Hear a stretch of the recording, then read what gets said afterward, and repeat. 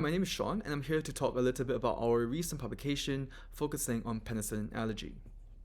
So as we know, certain individuals, they do develop an allergic reaction towards penicillin, and some of these reactions can be driven by drug-specific T cells. As you can see over here, the T cell receptor, they would recognize a penicillin-modified peptide being presented in the context of a human leukocyte antigen, thereby driving these unwanted allergic symptoms that we do see.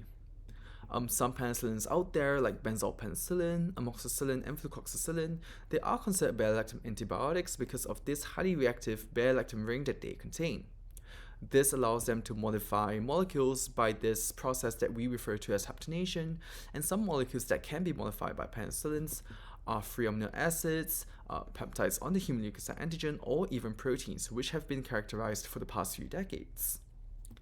So in our study, what we really wanted to focus on is HLA A0201 because this is really prevalent in the Caucasian population and is also associated with penicillin allergy.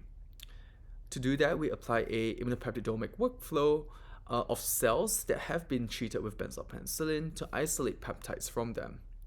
We took some of these peptides to analyze on the mass spectrometer, and in line with previous studies, we did see that there are peptides that can accommodate penicillin on lysines and cysteines itself.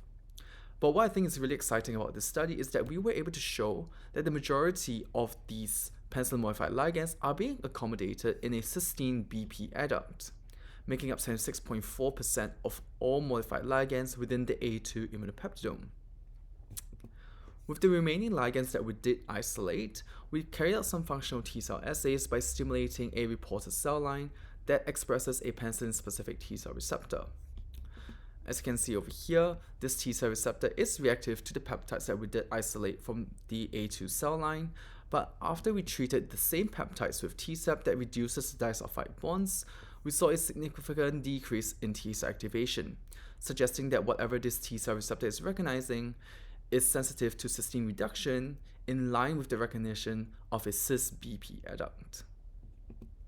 So in conclusion, what we were able to do in this study was to describe a novel disulfide-mediated mechanism of penicillin modification, and although I did not talk about it today, we also showed it for flucloxacillin, and we also showed that a benzoyl penicillin-specific T cell receptor is specific to a drug-induced modification that is sensitive to TCEP.